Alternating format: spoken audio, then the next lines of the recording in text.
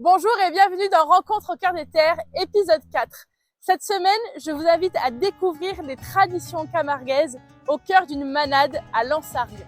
Vous allez découvrir le métier de manadier. À travers Marion et Olivier, vous allez comprendre ce qu'est l'élevage du taureau et du cheval de Camargue.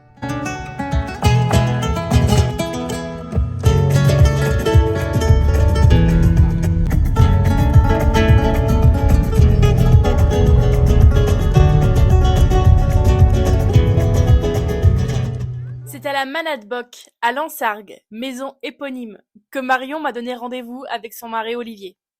C'est de là transpire l'amour de la Camargue et de ses valeurs. Un pied dans les traditions et l'autre dans la modernité, ils se sont donné le défi de faire vivre cet héritage encore des décennies. Ce que vous devez savoir, c'est que je retrouve Marion après presque 20 ans. On a fait toute notre scolarité ensemble. Elle est mariée et maman de 2 magnifiques garçons, et à la tête de cet héritage familial qui ne lui était pourtant pas destiné. La manade, elle a été créée en 1983 par mon père et mon oncle, donc qui ont continué d'exploiter ensemble. En fin des années 90, mon papa continuait tout seul et j'ai repris avec Olivier, mon mari, en 2016. La manade, elle s'étend sur combien d'hectares là ? Là, on est à peu près sur 180-190 hectares et on a 130 têtes. Et on a entre 30 et 34 naissances par an. Voici Corentin. C'est le gardien de la manade. Le gardien, en provençal, ça veut dire le gardien. Le gardien du troupeau, des chevaux, enfin de la manade, quoi. C'est un peu le berger local, pour simplifier les choses. Corentin, comme tous les autres gardiens que vous allez voir dans cette vidéo, il est bénévole. Et c'est grâce à cela que la manade peut faire les manifestations et recevoir du monde. Et s'occuper également des bêtes. Ce sont pour la plupart des amateurs qui montent le cheval de Camargue et qui, par passion, viennent aider à l'organisation des manifestations de la manade. Marion a bien insisté en me disant que sans ces amateurs, sans ces bénévoles, ces passionnés du taureau, du bio de Camargue, ce serait impossible à l'heure actuelle de pouvoir continuer les manifestations. Il y a une particularité sur les selles camarguaises ou pas ? La particularité, c'est que tu as une croupière. En fait, ça te permet de pas que la selle avance, le dos du cheval. Ensuite, tu as un dossier qui est assez prononcé. Et un pommeau assez prononcé. Et en fait, ça permet de bien maintenir à cheval lorsqu'on travaille. Okay. Ensuite, il y a le sanglage, qui est sanglage à court et jaune. C'est des sanglages traditionnels. Il n'y a pas de boucle, c'est juste des nœuds. D'accord. Ça, on peut régler comme bon nous semble. Autre particularité, c'est que tu as les étriers à cage.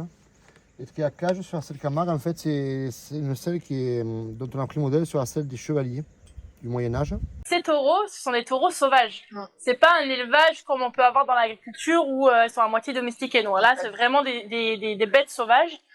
Et le cœur des métiers de la manade, c'est des courses camarguaises. C'est ça. Vous les élevez pour les courses camarguaises. C'est ça. On les élève vraiment dans cet unique but à la base. Et ensuite, on trouve des activités autour pour aussi que l'élevage survive. Par exemple, les ferrades, on utilise du coup les bêtes, elles nous servent pour accueillir les groupes, mais le but principal de la manade, c'est quand même la course camarguaise.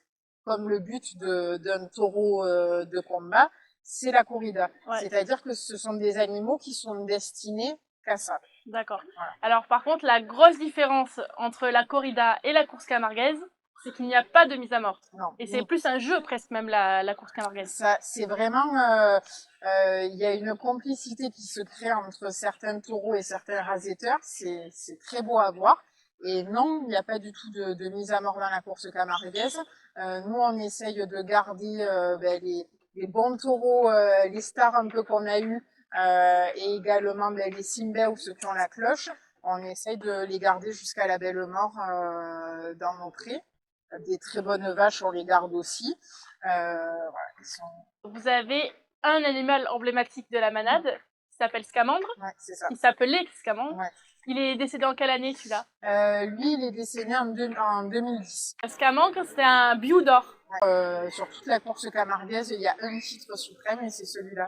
Que là ne concourent que les mâles ? Oui, pour ce titre-là, oui. Parce que les femelles, elles sont exclusivement réservées à la reproduction. Oui, c'est ça. on les essaye quand même en amont pour voir si elles sont de bonne famille et ce qu'elles peuvent transmettre à leurs produits. Mais par contre, elles sont réservées qu'à la reproduction. D'accord.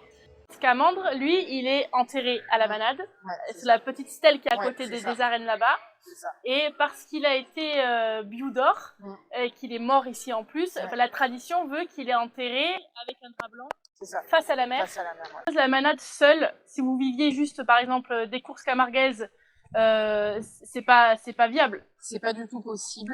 On n'a pas l'élevage pour, on n'a pas assez de courses en termes de nombre sur l'année, donc c'est pas du tout viable. Nous, c'est la salle, le domaine qui permet de faire vivre tout le reste. Afin de pouvoir supporter les charges que demande un tel élevage, la manade s'est diversifiée et a développé une partie événementielle. Vous pouvez désormais louer le domaine pour des événements d'entreprise ou privés, avec des forfaits clés en main où Marion fait appel à ses meilleurs prestataires pour vous faire passer un moment inoubliable, ou bien avec une formule libre où c'est vous qui choisissez vos prestataires.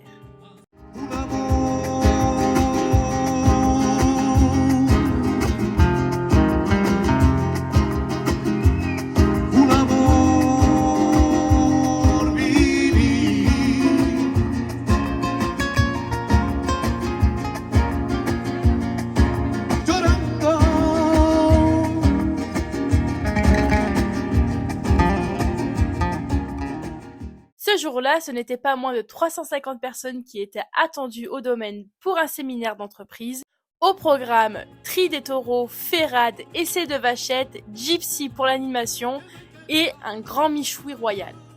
Accompagné d'un soleil comme on en connaît dans le midi, on a passé une journée absolument sublime.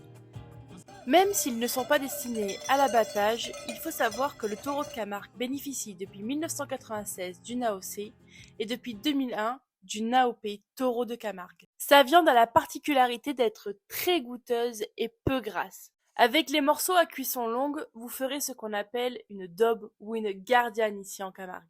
Et pour les morceaux à griller, notamment les côtes de taureau qui sont énormément recherchées, je vous les préconise au barbecue, assaisonné de sel de Camargue, et vous m'en direz des nouvelles.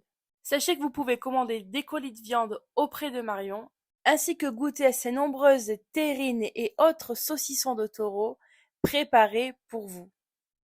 Donc toi, Olivier, il s'avère que tu es manadier aussi.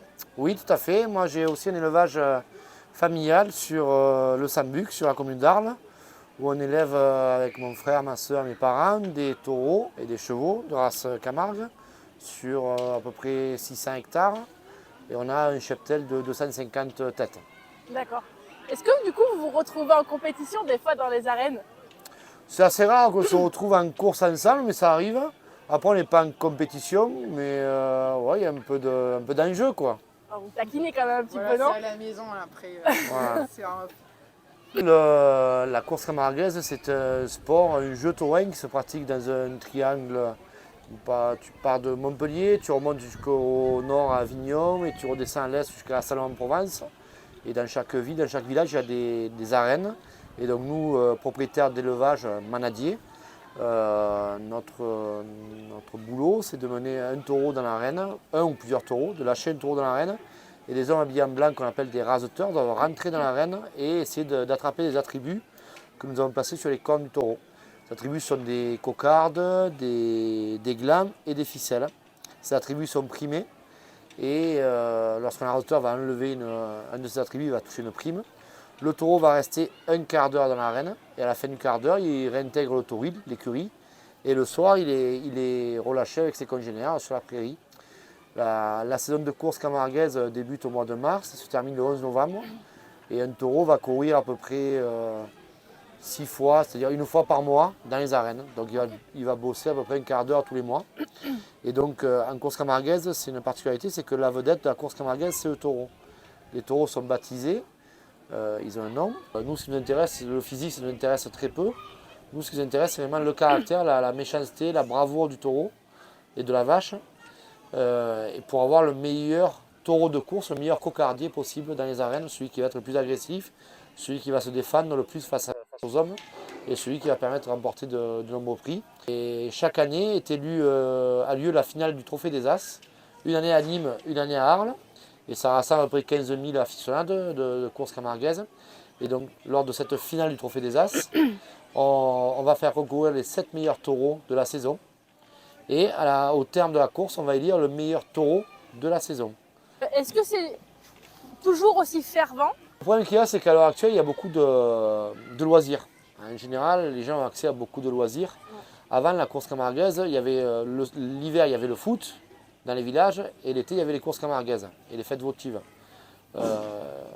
Maintenant, on a beaucoup plus de loisirs, et donc c'est vrai qu'on est sur un public qui est un peu vieillissant. Même s'il y a quelques jeunes qui arrivent, il y a une baisse un peu de la ferveur vis-à-vis des courses camarguaises, mais je pense plus dû au fait qu'il y a beaucoup de loisirs différents. Ce qui manque peut-être, c'est d'avoir un grand radoteur ou un grand taureau qui puisse un peu redonner un peu de ferveur à la course camarguaise. D'accord. Quand vous faites les abrivades ou les incières, c'est les communes en fait qui vous font venir pour animer ou comment ça se fait? Alors, en fait, la malade, nous, elle est rémunérée sur ça? Oui, alors nous on ne fait pas de spectacle de rue, nous on fait surtout les courses camarguaises et en fait on est rémunéré sur une location.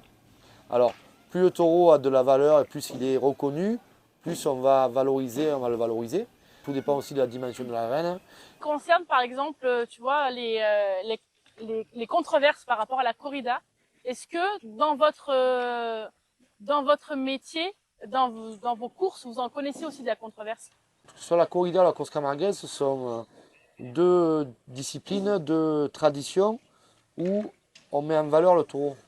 Alors, nous, on élève des taureaux, soit nous ou des éleveurs de taureaux espagnols, on élève des taureaux pour qu'il aille combattre dans les arènes. On n'élève pas des taureaux pour qu'ils soient tués à l'abattoir. Et en fait, c'est plus honorant, je pense, pour un taureau d'aller montrer sa bravoure, sa noblesse dans une arène que de l'élever pour l'envoyer à l'abattoir. Et surtout, ce qu'il y a aussi, c'est que notre élevage, que ce soit l'élevage de taureaux camargue ou l'élevage de taureaux espagnols, permet un équilibre dans le biotope. Nous, on pâture toute l'année à l'extérieur. C'est un élevage extensif, biologique ici pour la manade de boc. Et en fait, nos bêtes, elles sont, je pense, plus heureuses que beaucoup de bêtes qui sont élevées à des fins d'abattage pour de la viande.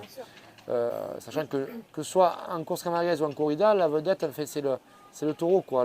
La matière première, c'est le taureau. Et nos modes d'élevage permettent d'entretenir des espaces naturels qui sont fragiles et de contribuer à la biodiversité de certains milieux.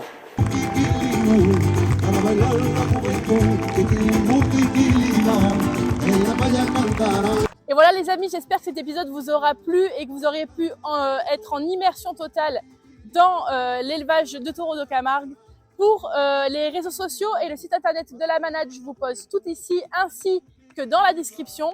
Si vous souhaitez privatiser le lieu pour vos entreprises ou pour un événement privé, n'hésitez pas à demander des infos à Marion, qui se fera un plaisir de vous répondre.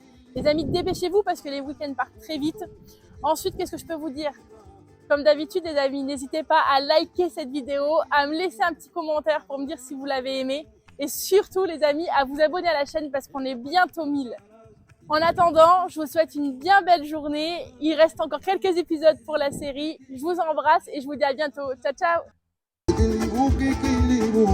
Para bailar la juventud, kikilibu, kikiliba, en la playa cantarás, kikilibu, kikilibu, para bailar la juventud, kikilibu, kikiliba, en la playa cantarás.